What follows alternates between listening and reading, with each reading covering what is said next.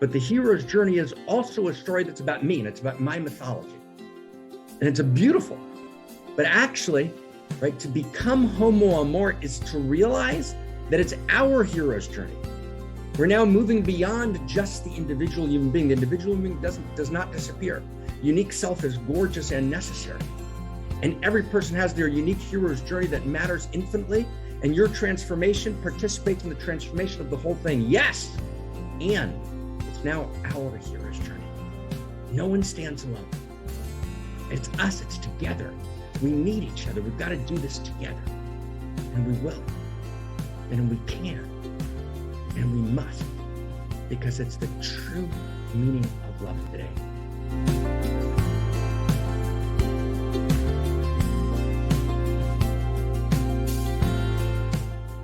The Death Star moved today. We're in Star Wars, first episode. You want to take down the Death Star, the culture of death. You can only do it with a direct hit. Nothing else will move anything. And the only possible direct hit, and it's the most gorgeous direct hit, and it's radically beyond imagination possible, but it requires our all, is that we come together to articulate a new story, to tell a new story. And I want to tell you, and I want to just share something personal. I'm going to end our intention setting, and I spend a little more time today on the intention setting because it's so insanely important, okay? It's so insanely important. So I've been privileged, together with Zach Stein and Barbara Marks Hubbard and our co-founder Ken Wilber, right, and Howard Bloom, and it's an incredible group of human beings, right, who've come together, right, many of them on this phone call, right, to co-found and vision the center. And we know that we have the capacity to tell this new story of Homo amor, right? The fulfillment of Homo sapien as Homo amor. And to tell this new story, we need to actually enact and do the research, and not just claim it and not just declare it. Get the facts together, integrate the best of pre-modern, modern, and postmodern, hire the right research staff, right? Do the right investigations, and actually articulate what we call Homo amor, the tenets of intimacy, cosmoerotic humanism, right? The best new story, which is a Darwin level, Marx level, Freud level intervention, right, in the vector of existential risk. The new story is the only effective intervention in the vector of existential risk. And I just want to say something really just heartrending. I haven't succeeded in funding it yet the way it needs to be funded. I don't take a salary, so it's not about me, right? Because, and why, right? And it's probably part of it's my failure, my incapacity, right? So I apologize for that.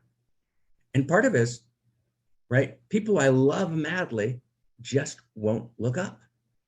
I mean, they just won't take it seriously. Oh, that's, that beautiful thing Mark's doing. Isn't that great?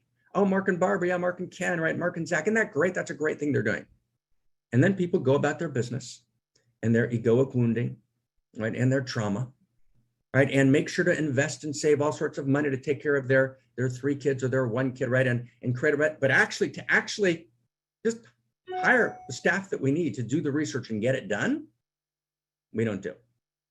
Because in some sense, right, even working with existential risk is a hobby that fills our time, right? It's a form of what we call pseudo-eros. But the eros of actually stepping in and saying this is ours to do, wow. So I'm just sharing a painful thing, right? And we're gonna make it happen. And I'm gonna give everything I have day and night, right, to articulating this new story. But well, wow, right? Can you imagine if we could resource it the way it needs to be resourced, right? Right? We can change this. We can deflect this comet, and it's not a comet, right? It's actually the vector, right, of the failure of framework. It's the vector of failed stories. It's the vector of a world. The vector of the comet is the vector of a world sans first principles and first values. It's shocking, right? It's shocking, right? We can do this. We have not yet begun to create. We have not yet begun to fight. We have not yet begun to love. But we got to do this for real, right? It's not about looking down. It's about looking up. It's about creating a resource, creating the passion, right? Creating the singularity of purpose, which means to be a lover. Because that's in the end, all that we can be. We can be lovers. And to be a lover means I got to love myself madly. I got to love you madly. And I've got to love we madly. And I've got to love beyond my immediate circle and beyond, right, what makes me and my personal journey of my hero's journey. My hero's journey can't be just my hero's journey. That's Joseph Campbell. And Joseph Campbell was great. And he was teaching in the 40s at Sarah Lawrence, in the 50s and the 60s and the 70s. And he did a beautiful job. But the hero's journey is also a story that's about me, and it's about my mythology. And it's a beautiful, but actually, right, to become Homo amor is to realize that it's our hero's journey. We're now moving beyond just the individual human being. The individual human being does not disappear. Unique self is gorgeous and necessary.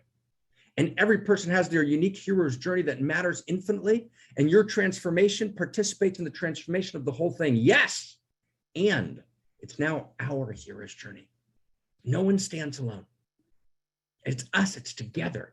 It's the we. It's the unique we. It's the unique self symphony. We need each other. We've got to do this together. And we will. And we can. And we must. Because it's the true meaning of love today.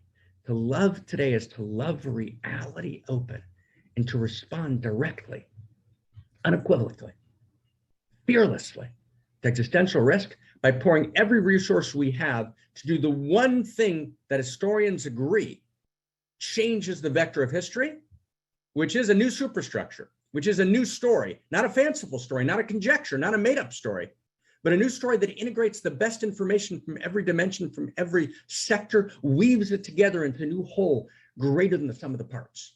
That's the only thing that heals the global intimacy disorder.